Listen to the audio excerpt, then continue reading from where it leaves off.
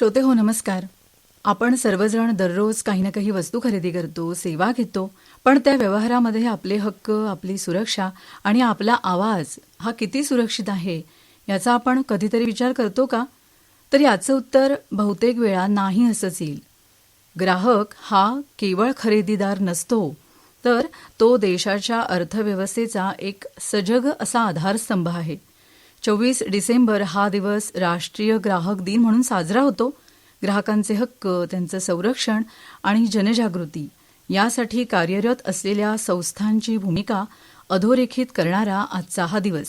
याच दिवसाच्या अनुषंगानं ग्राहक चळवळ, ग्राहकांचे अधिकार आणि आजच्या बदलत्या बाजारपेठेतील आव्हानं या सर्व विषयांवर सिंधुदुर्ग जिल्हा ग्राहक पंचायत महाराष्ट्र या संस्थेचे माननीय अध्यक्ष प्राध्यापक सुरेश नारायण पाटील, राहणार वैभववाडी, आज आपल्याला मार्गदर्शन करायला आले आहेत. सर नमस्कार. नमस्कार. आमच्या आकाशवाणी सिंधुदुर्ग नगरी केंद्राच्या स्टुडिओत आपलं मनपूर्वक स्वागत आहे. धन्यवाद. सर, 24 डिसेंबर 1986 रोजी ग्राहक संरक्षण कायदा पारित झाला. याच कारणामुळे हा दिवस राष्ट्रीय ग्राहक दिन म्हणून साजरा केला जातो. तर या कायद्याची गरज आणि त्यामागची भूमिका श्रोत्यांना थोडक्यात सांगा. सुरुवातीलाच मी सर्वांचे आभार व्यक्त करतो. राष्ट्रीय ग्राहक दिनाच्या सर्व श्रोत्यावर्गांना मी शुभेच्छा देतो. आज 24 डिसेंबर 2025 बरोबर 39 वर्षापूर्वी म्हणजे 24 डिसेंबर 1986 रोजी ग्राहक तीर्थ बिंदू माधव जोशी यांच्या प्रयत्नाने हा ग्राहक संरक्षण कायदा भारत सरकारने पारित केला. खरं म्हणजे आपल्या भारतीय राज्यघटनेने आपल्या नागरिक म्हणून बरेच अधिकार दिलेले आहेत, परंतु ग्राहक म्हणून आपल्याला स्वतंत्र अधिकार या कायद्याने दिले गेलेले आहेत. खरं म्हणजे ग्राहकांच्या हक्काचा जाहीरनामा या निमित्तानं प्रसिद्ध झालेला आहे. हा कायदा समजून घ्यावा, त्याप्रमाणे आपण आचरण करावं, आपली फसवणूक होऊ नये आणि म्हणून हा खरं म्हणजे एक उत्सव म्हणून आपण साजरा केला गेला पाहिजे. आणि म्हणून त्या दिनाची आठवण म्हणून आपण हा दिवस सर्वत्र राष्ट्रीय ग्राहक दिन म्हणून साजरा करतो. त्यातला पुढचा आपला प्रश्न असा आहे जोडून त्याला की या पाठीमागची कायद्याची गरज काय होती. खरं म्हणजे समाजातल्या प्रत्येक घटकाला पुढे नेण्यासाठी, त्याच्या हक्कांचं संवर्धन करण्यासाठी वेगवेगळे कायदे आहेत. तसा हा स्वतंत्र ग्राहकांसाठी केलेला कायदा आहे आणि लोकांनी तो कायदा समजून घ्यावा, त्याची अंमलबजावणी करावी आणि त्याप्रमाणे आपले जे हक्क आहेत त्यांनी प्राप्त करावेत असं या ठिकाणी मला वाटतं. सर, तुम्ही आत्ता जे म्हणालात की ग्राहकाचं संरक्षण, त्याचे हक्क, तर कायद्याच्या दृष्टीनं ग्राहक म्हणजे नेमकं कोण आणि आजच्या बदलत्या काळामध्ये ग्राहक या संकल्पनेची व्याप्ती कशी वाढली आहे? खरं म्हणजे ग्राहक ही खूप मोठी संकल्पना आहे. ग्राहक तीर्थ बिंदू माधव जोशी यांची व्याख्या अशी केलेली आहे, ग्रहण करतो तो ग्राहक. आपल्या पंचेंद्रियाने आपण जे ग्रहण करतो तो ग्राहक. अच्छा. पण खऱ्या अर्थाने तिची व्याख्या अशी आहे की जगातली कोणतीही व्यक्ती ही ग्राहकच आहे. त्यामुळे आपण एखादी वस्तू किंवा सेवा खरेदी करतो, ती खरेदी करणारी व्यक्ती ही ग्राहक या संज्ञेमध्ये मोडते आणि म्हणून आपण सर्वजणच ग्राहक आहोत. त्यामुळे ही संकल्पना आहे ती खूप व्यापक आहे असं मला वाटतं. सर, भारतामध्ये ग्राहक चळवळीची सुरुवात कशी झाली? या चळवळीमागील सामाजिक गरज काय होती, काय सांगाल? खरं म्हणजे ग्राहक चळवळ ही 20व्या शतकात जरी चळवळ असली तर या चळवळीला प्राचीन इतिहास आहे. खरं म्हणजे अगदी कौटिल्याच्या अर्थशास्त्र ग्रंथामध्ये याबद्दलचा उल्लेख सापडतो. त्यावेळच्या प्राचीन काळातल्या राजे रजवाडे शासनकर्त्याने तत्कालीन जनतेच्या हिताच्या संवर्धनासाठी जे जे काही नियम केले, कायदे केले, ते नागरिकांच्या दृष्टीनं होते, ते अर्थात ग्राहकांच्या दृष्टीनं होते.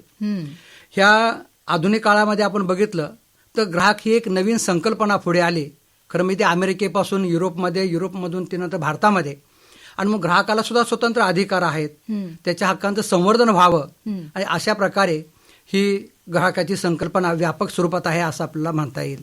भारतीय ग्राहक चळवळीचे जनक म्हणून ओळखले जाणारे ग्राहक तीर्थ बिंदू माधव जोशी, मगाशी तुम्ही उल्लेख केलात, तर यांचं योगदान फार महत्वाचं आहे. तर त्याविषयी आमच्या श्रोत्यांना जाणून घ्यायला नक्की आवडेल. खरं म्हणजे ज्यावेळी आपण ग्राहक चळवळीचा उल्लेख करतो, सुरुवात करतो, ग्राहक तीर्थ बिंदू माधव जोशी यांचं नाव घेतल्याशिवाय भारतीय ग्राहक चळवळीचा इतिहास पूर्ण होऊ शकत नाही. किंबहुना त्याने भारतालाच नव्हे तर जगाला ग्राहक चळवळीची मुळाक्षरं दिली. त्याने आपल्या भारतातील प्राचीन वेद ग्रंथांवर आधारित एक तत्वज्ञान उभं करून ही चळवळ भारतामध्ये उभी केलेली आहे. अच्छा. त्याने 1974 मध्ये अखिल भारतीय ग्राहक पंचायत स्थापन केली.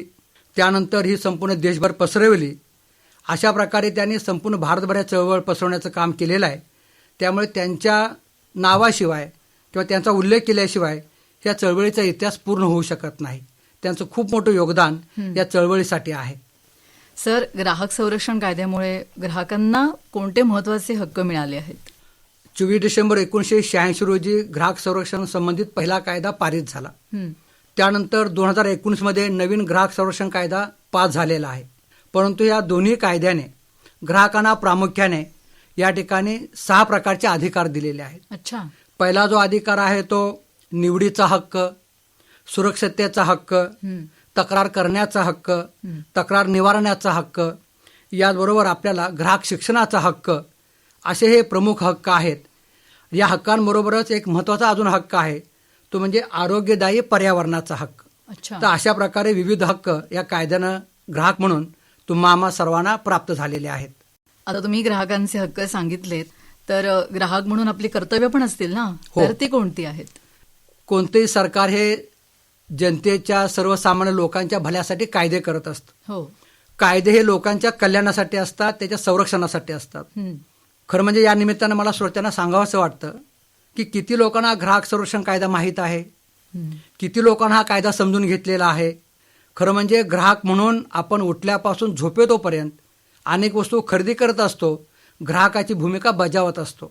अशा वेळी समजा आपण जर दुकानात गेलो तर दुकानात गेल्यानंतर आपण वस्तू खरेदी करताना त्याची पावती घेतली पाहिजे, हो. त्याचं रिसिप्ट बिल घेतलं पाहिजे. बरोबर. आपण ती वस्तू खरेदी करताना त्याची किंमत बघितली पाहिजे, त्याचं वजन बघितलं पाहिजे, त्याची एक्सपायरी डेट बघितली पाहिजे. ह्या बऱ्याच गोष्टी आपण समजून घेत नाही आणि बऱ्याच वेळा आपली फसवणूक होते. हो. ग्राहक म्हणून आपण सजग राहणं ही काळाची गरज आहे. सर, ग्राहक न्यायालयांची रचना कशी आहे? खरं म्हणजे 1986च्या ग्राहक संरक्षण कायद्याने स्वतंत्र ग्राहक न्यायालयाची रचना केलेली आहे. ती त्रिस्तरीय आहे.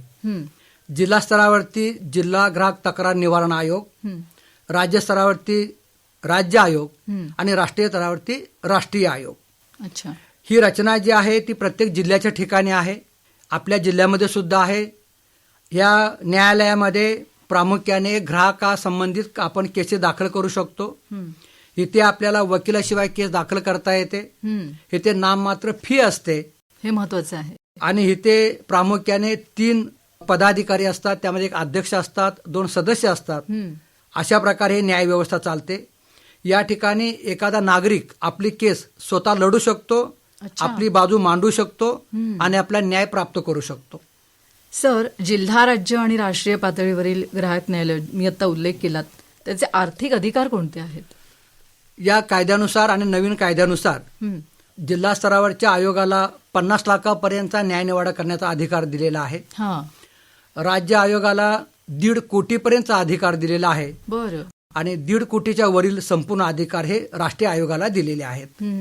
त्याच्यामध्ये कुठल्याही प्रकारचे तक्रारी किंवा कुठलीही सेवा आपण घेतलेली असली ती चालू शकते? हो हो हो. त्याला कुठलीही बंधनं नाही? बंधनं नाही. अच्छा.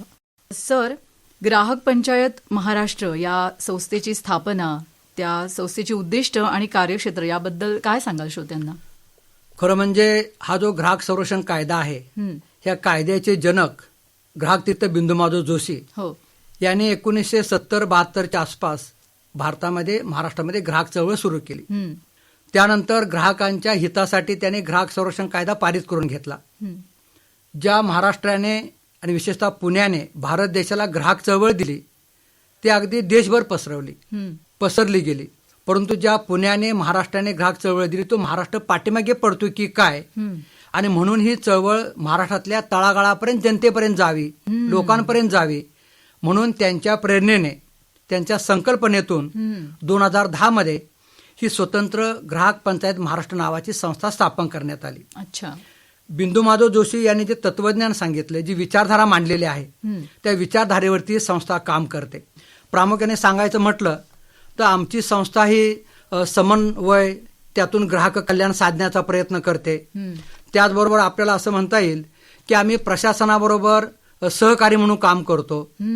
त्याचबरोबर उत्पादनामध्ये वाढ, वितरणामध्ये समानता आणि उपभोगावरती संयम हे आमच्या संस्थेचं तत्व आहे. पंचप्राण जे मानले जातात अर्थव्यवस्थेचे, त्यामध्ये शेतकरी आहे, उद्योजक आहे, व्यापारी आहे, श्रमिक आहे, आणि सर्वात महत्त्वाचं म्हणजे ग्राहक आहे. या सर्वांना घेऊन ही संस्था काम करते आहे. या संस्थेचं अशा प्रकारे तत्वज्ञान आपल्याला सांगता येईल. सर, आता तुम्ही म्हणालात तसं ग्राहक पंचायत महाराष्ट्र ही संस्था खूप महत्त्वाचं काम करते. तर जिल्ह्यासह राज्य पातळीवर या संस्थेचं कार्य कसं चालतं? ही संघटनात्मक रचना कशी आहे? थोडक्यात सांगा. खरं म्हणजे मला सांगायला आनंद होतो की आमच्या संस्थेचे संकल्पक, संस्थापक ग्राहकतीर्थ बिंदू माधव जोशी आणि आता या संस्थेचे अध्यक्ष म्हणून काम पाहत आहेत डॉक्टर विजयजी लाड. आमच्या या संस्थेची राज्य कार्यकारिणी आहे, विभागाची कार्यकारिणी आहे, जिल्ह्याची कार्यकारिणी आहे, महानगरची कार्यकारिणी आहे आणि तालुक्याची कार्यकारिणी आहे. या संस्थेच्या माध्यमातून राज्य काही डिसिजन घेतं, ती विभागाकडे येतं, विभागातून जिल्ह्याकडे, जिल्ह्यातून मग तालुक्याकडे. अशा प्रकारे कामाची किंवा उपक्रमांची या ठिकाणी अंमलबजावणी होते आणि आम्ही अगदी सर्वांना सोबत घेऊन आम्ही या संस्थेचं काम चांगल्या प्रकारे करत असतो. संस्थेच्या माध्यमातून ग्राहकांचे प्रश्न किंवा तक्रारी कशा प्रकारे सोडवण्यात येतात? एखादं उदाहरण सांगू शकाल? म्हणजे प्रक्रिया कशी असते? सोपी असते की कसं काय? श्रोत्यांना समजून घेणं जास्त आवडेल. खरं म्हणजे आम्ही जिल्ह्यामध्ये अनेक वर्षे काम करत असताना या संस्थेच्या माध्यमातून लोकांपर्यंत आम्ही पोहोचलो, लोकांचं प्रबोधन झालेलं आहे. पहिली गोष्ट अशी आहे की आम्ही ग्राहकांचं संघटन करतो, ग्राहकांचं प्रबोधन करतो आणि ग्राहकांना योग्य मार्गदर्शन करतो. ज्यावेळी एखादी व्यक्ती एखादा प्रश्न घेऊन येते त्यावेळी आम्ही ते ऐकून घेतो आणि मग त्यानंतर त्यामध्ये तथ्य असेल आणि खरोखरची तक्रार गांभीर्याची असेल तर आम्ही त्याच्याकडून ती लिखित स्वरूपात घेतो. तक्रार देणारा कुणाविरुद्ध तक्रार आहे आणि नक्की काय तक्रार आहे ही शहनिशा झाल्यानंतर आम्ही संबंधित व्यक्तीबरोबर चर्चा करतो आणि तो प्रश्न सोडवण्याचा प्रयत्न करतो. त्यातून जर प्रश्न सुटला नाही तर मग शेवटी जिल्हा ग्राहक आयोग यांच्याकडे आम्ही त्यांना जाण्यासाठी सल्ला देतो किंवा आम्ही त्यांना कायदेशीर मार्गदर्शन करतो. याचं उदाहरण सांगायचं म्हटलं तर आमच्या वैभवडीमधलंच आहे. बेकरीमधून आमच्या एका सजग ग्राहकाने 100 ग्रॅम वजनाचं एक पॅकेट घेतलं.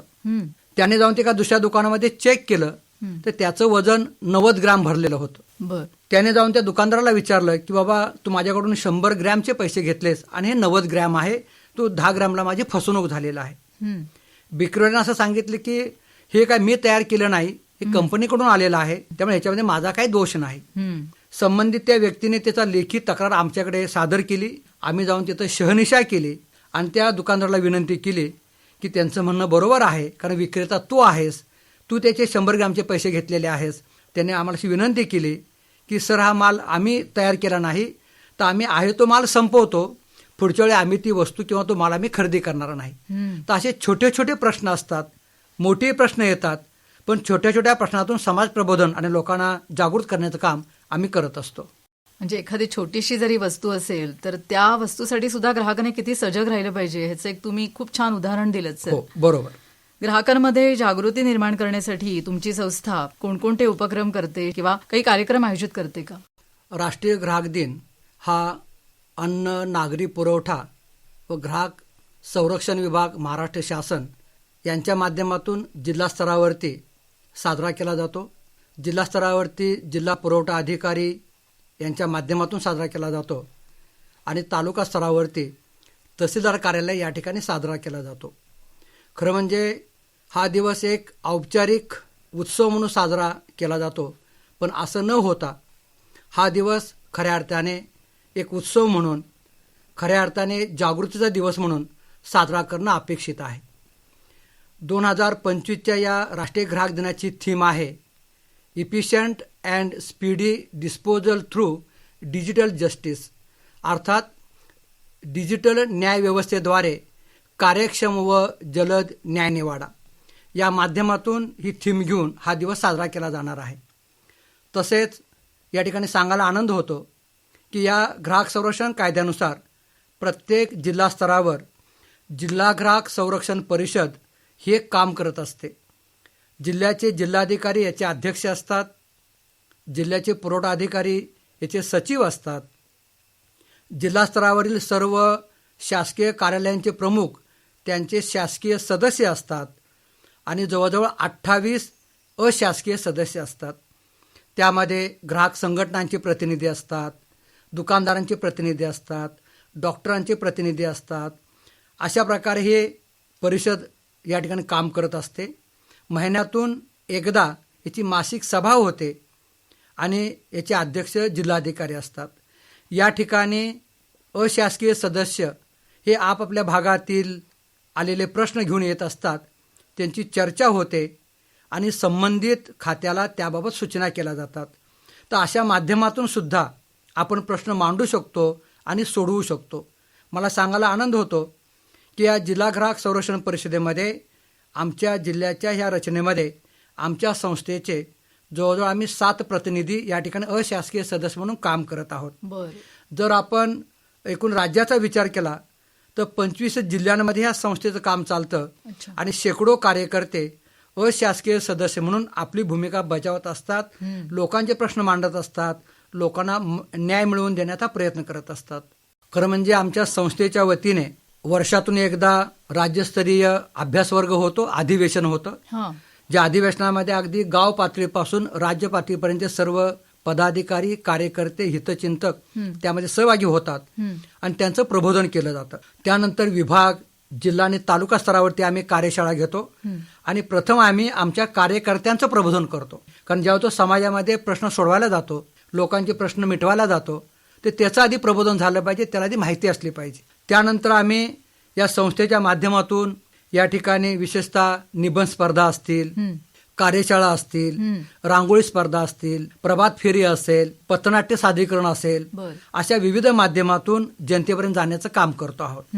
सर्वात महत्वाचं म्हणजे राज्य कार्यकारिणीने डिसिजन घेतल्याप्रमाणे आम्ही सजग विद्यार्थी ग्राहक प्रबोधन अभियान राबवत आहोत. म्हणजे त्या तालुक्यातल्या गावातल्या शाळेमध्ये जाणं, कॉलेजमध्ये जाणं, तरुण मंडळापर्यंत जाणं आणि लोकांचं प्रबोधन करणं, त्यांना ग्राहक संरक्षण कायदा समजावून सांगणं, हे आम्ही या ठिकाणी या माध्यमातून करत असतो. सर, तुम्हाला आत्ताच्या ह्या काळामध्ये तरुणांचा किंवा कॉलेजवयीन मुलांचा, विद्यार्थ्यांचा, विद्यार्थिनींचा तुम्हाला कसा काय प्रतिसाद असतो? तसं पाहिलं तर तरुण पिढी याकडे थोडंसं गांभीर्यानं पाहताना दिसत नाही. पण ही तरुण पिढी आता सध्या ऑनलाईन खरेदीमध्ये जास्त गुरफटलेली दिसते. आपली फसवणूक झाली की नंतर आमच्याकडे येतात आणि मग आम्ही त्यांना योग्य मार्गदर्शन करतो. पण त्यांनी सुरुवातीला जर सजग जर राहिले तर आपली फसवणूक होणार नाही. तरी सुद्धा आताचा तरुण वर्ग हा सजगतेकडे वाटचाल करतो आहे असं आम्हाला चित्र पाहायला मिळतं आहे. तुम्ही आता उत्तर दिलं त्याला उद्देशूनच पुढचा प्रश्न असा आहे की सध्याचा काळ हा ऑनलाईन खरेदी आहे, डिजिटल व्यवहार होतात, तर फसवणूकही बऱ्याच प्रमाणात होते. दिशाभूल करणाऱ्या जाहिराती सारख्या आदळत असतात आपल्या नजरेसमोर. तर ग्राहकांची जबाबदारी वाढली आहे. तर या पार्श्वभूमीवर आजच्या ग्राहकांसमोर कोणती मोठी आव्हानं आहेत, काय सांगाल? खरं म्हणजे हा जाहिरातीचा जमाना आहे. हो. आणि आपण जाहिरात बघून आपण वस्तू खरेदी करतो. हो. जाहिरात बघून वस्तू खरेदी करण्यापेक्षा ती वस्तू आपल्याला किती उपयोगाची आहे आणि ती वस्तुस्थिती काय आहे आधी समजून घेतलं पाहिजे. तसंच आपण ऑनलाईन खरेदी करतो, आपण चुकीच्या वेबसाईटवरती जातो, आपली फसवणूक होते.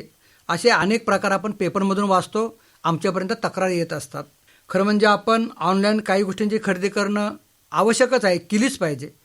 पण आपण ज्याला आपण म्हणतो की ऑन दी स्पॉट जाऊन प्रत्यक्ष खरेदी करणं हे सोयीस्कर ठरलं असं मला वाटतं. तर म्हणून सर्व ग्राहकांनी प्रत्यक्ष खरेदी करावी, वस्तू बघून खरेदी करावी, नंतर पश्चाताप करून घेण्यापेक्षा या मार्गाचा अवलंब केला तर फसवणूक कमी होण्याची शक्यता अधिक आहे. सर, आता शेवटच्या प्रश्नाकडे आपण वळतोय. राष्ट्रीय ग्राहक दिनाच्या निमित्तानं आकाशवाणीच्या श्रोत्यांना आपण कोणता महत्वाचा संदेश द्याल? या निमित्तानं मी सिंधुदुर्ग जिल्ह्यासह ऐकणाऱ्या सर्व श्रोत्यांना मी अशी आवाहन करतो, विनंती करतो. खरं म्हणजे ही ग्राहक चळवळ ना एका व्यक्तीची आहे ना एका संस्थेची आहे. आपण सर्वजण ग्राहक आहोत.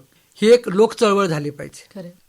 ग्राहक म्हणून आपली जबाबदारी महत्वाची आहेच आणि म्हणून ही ग्राहक चळवळ जनचळवळ होण्यासाठी, लोक चळवळ होण्यासाठी मी जाता जाता असं म्हणेन, आओ हम सब साथ चले, ज्योत से ज्योत जलाते चले.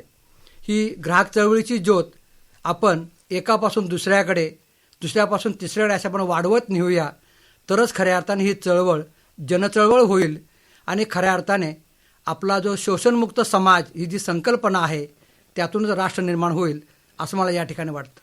ज्यांना ज्यांना ह्या चळवळीमध्ये यावंसं वाटतं त्यांनी यावं, त्यांचं स्वागत आहे. कारण ही संस्था अराजकीय आहे, कुठल्याही धर्माशी संबंधित नाही, कुठल्याही व्यक्तीशी संबंधित नाही. जो जो ग्राहक तो आमचा कार्यकर्ता, त्याला केंद्रबिंदू मानून आम्ही काम करत असतो. खरं म्हणजे हा कायद्याची चांगल्या प्रकारे अंमलबजावणी व्हायची असेल तर ग्राहकाने या चळवळीमध्ये सामील झालं पाहिजे. ही खरं म्हणजे सज्जन लोकांची टोळी आहे असं म्हटलं जातं. आणि या सज्जन लोकांच्या टोळीमध्ये सहभागी झालात तर नक्कीच भविष्यामध्ये दिवस चांगले येतील, आपल्यावरती अन्याय होणार नाही, आपली फसवणूक होणार नाही. राष्ट्रीय ग्राहक दिनाच्या निमित्ताने हे मी आपल्याला आवाहन करू इच्छितो. सर, तुम्ही म्हणालात ते खूप म्हणजे मनाला भिडणारं असं आहे, कारण ग्राहक हा राजा असतो असं म्हटलं जातं. श्रोते हो, ग्राहक म्हणून आपण सर्वांनी सदैव सजग राहणं, त्या संदर्भातली योग्य माहिती घेणं आणि अन्यायाविरुद्ध आवाज उठवणं हीच खरी ग्राहक चळवळ आहे. जागृत ग्राहक सक्षम समाज ही केवळ घोषणा नाहीये, तर आपल्या सर्वांचीच सामूहिक जबाबदारी आहे. तर आजच्या या राष्ट्रीय ग्राहक दिनाच्या निमित्तानं आपण सर्वांनी सजग ग्राहक होण्याचा संकल्प करूया. पाटील सर, वेळात वेळ काढून आज आपण इथं आलात आणि ग्राहकांचे हक्क, त्यांच्या जबाबदाऱ्या आणि संरक्षण याबाबत अतिशय मोलाचं मार्गदर्शन आमच्या श्रोत्यांना केलं. त्यासाठी आमच्या श्रोत्यांतर्फे आणि आकाशवाणीतर्फे मनपूर्वक धन्यवाद. धन्यवाद.